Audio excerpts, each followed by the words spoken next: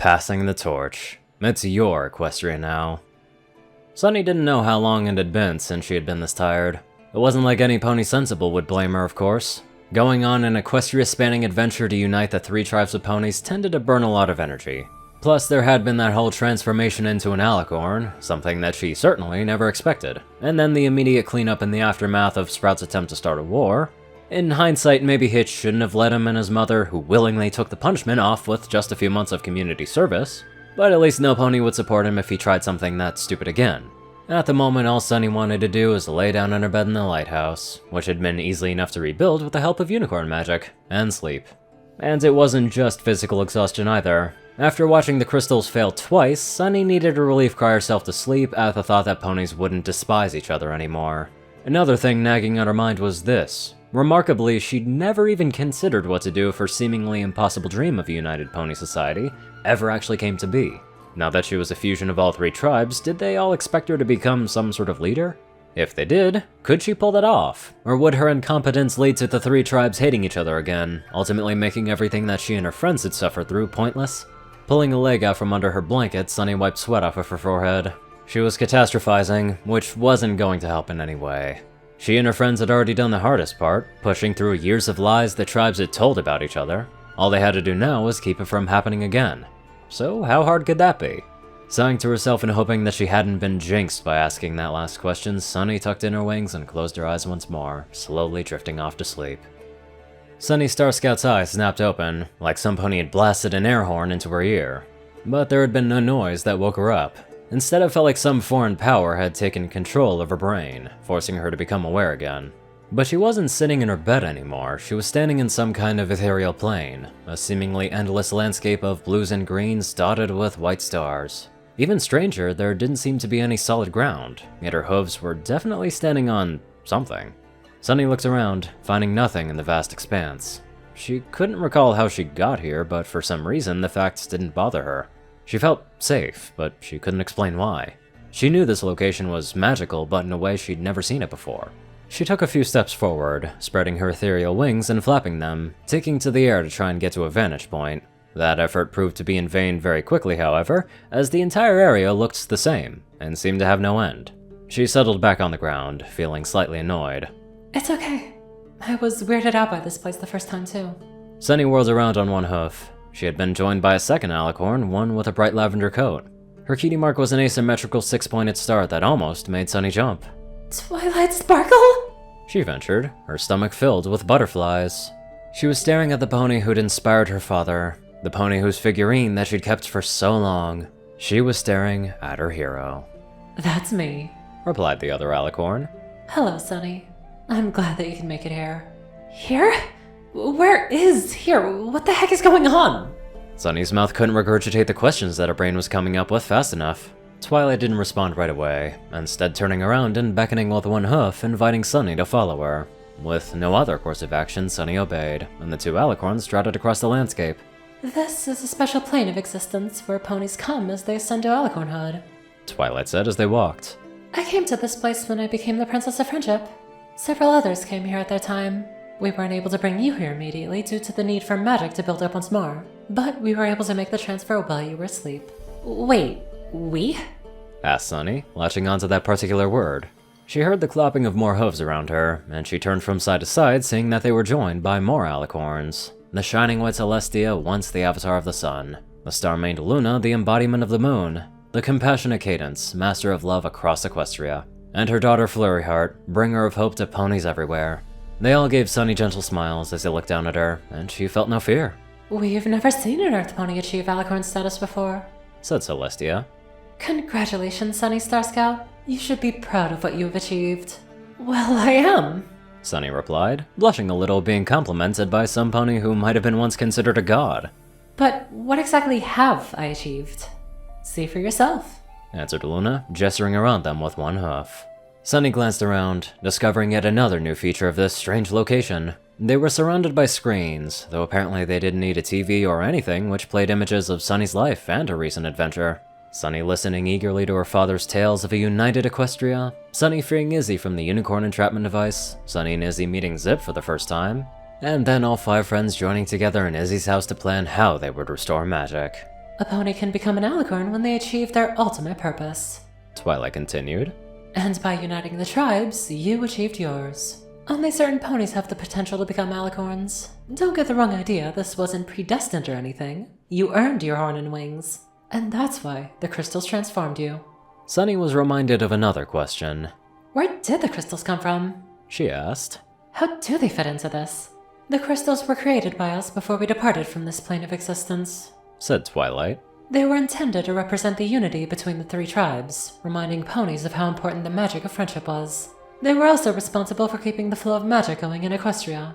They weren't supposed to ever be separated, but what's done is done. When the tribes split, they lost their magic as well. So bringing the tribes back together restored the crystals, Sunny summarized. But these? She gestured to her ethereal horn and wings. What do they mean? What am I now? What should I do with them? In our Equestria, they would have signified you becoming Equestria's latest princess, said Celestia. You, Sunny Star Scout, are the Princess of Peace. Sunny actually froze where she stood. She certainly hadn't expected this. From her father's study of ancient Equestria, she knew that the princesses were the highest authority back then. Apparently there were no queens, but no pony knew why. She thought maybe the others would look to her for leadership, but she didn't expect it to be justified. She could lead her 4 best friends easily, but all ponies? Are you sure this process is accurate? She stuttered. I mean, I'm not exactly princess material. Zip and Pip are already princesses, so maybe they... She then felt a soft weight on her back, and realized Twilight was draping a wing over her. It was a comforting feeling, like when her father used to tuck her in. Her anxiety faded into the background, as Twilight began to speak. I had a similar reaction when I first became an alicorn. Don't worry. Besides, your Equestria isn't the same as ours. You aren't obligated to suddenly rule over every pony now. Sunny released the breath that she had been holding. That's a relief, she admitted. I may have helped bring PonyCon back together, but I don't think I'm ready for that. They may ask you to become the ruler, said Celestia. The magic of our Equestria has long faded. New magic has taken its place, so you'll have to build Equestria in your own way, not rebuild it in our image. You will have to find it your own way. I figured, said Sunny. We can't repeat the past after all. Still, from what I heard about your version of Equestria, it was pretty incredible.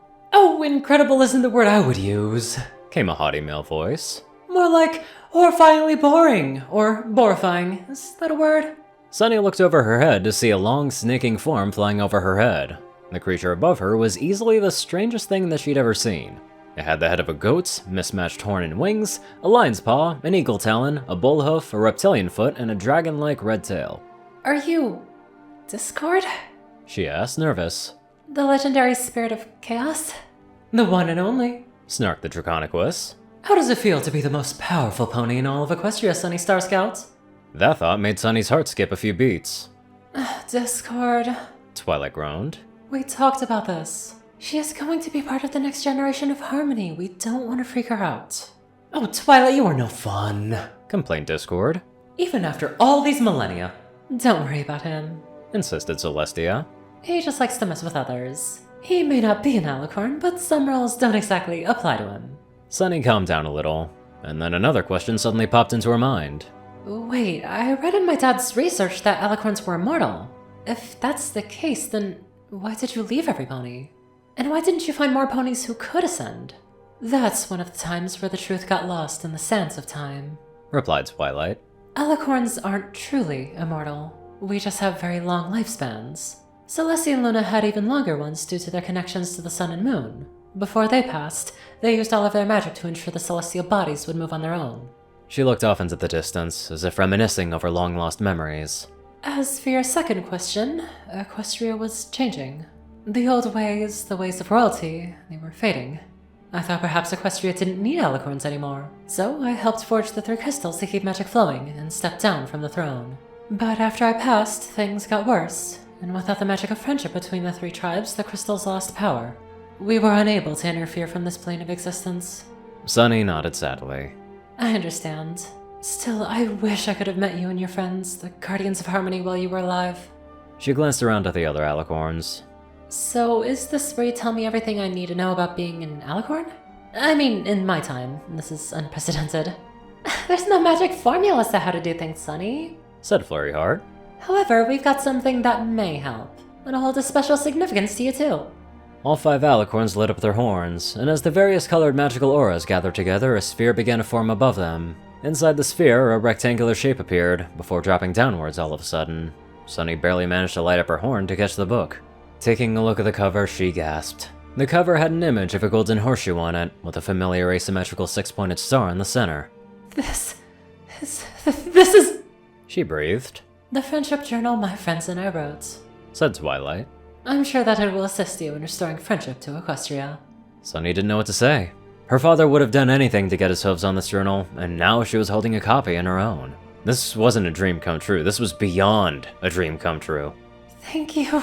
She finally breathed. She looked up, prepared to ask more of the questions that had been filling her brain since she arrived, only to notice that the other alicorns in Discord were becoming more and more transparent. In fact, the whole landscape around her seemed to be fading away. Wait a minute! She cried out. Don't leave yet! I have so much more to ask about! Don't worry, Sunny. Twilight replied, her voice echoing, as if she were speaking from across a vast canyon. If you need us, we will always be with you. Sunny didn't even get a chance to ask her to clarify before white light enveloped everything. Sunny woke up at the start, and her wings flared outwards, nearly sending her sprawling onto the floor. She managed to stabilize herself at the last second, landing on all 4 hooves with a loud thump. Disappointment flooded through her veins as her brain processed what was going on. Of course it was a dream. Probably brought on by her wishful thinking, wanting to have some pony tell her how to do this whole alicorn thing. Part of her wanted to attempt going back to sleep to try and recover some of it, but she knew it was a lost cause. You could never get back to a dream once you lost it. Another thumping sound drew her attention, and she noticed that a book seemed to have fallen from the bed as well. This was a curiosity, as Sunny didn't remember reading before going to bed last night. Intrigued, she levitated the book up with her new horn, but nearly dropped it upon seeing the cover. It was the same 6-pointed star inside of a golden horseshoe. Her previous exhaustion forgotten, Sunny scurried over to her desk, flipped on a lamp, and began to read. Once upon a time in the magical land of Equestria. That was beautiful, and it's nice to see that even Discord came in too. And it's not just with Discord, it's the whole crew of princesses too. That is nice icing to the cake. Now let's get on to our sweet donators. Top donators: Peter Coulthard, J10 Man, Darkside, Gauntlet, and only one thing.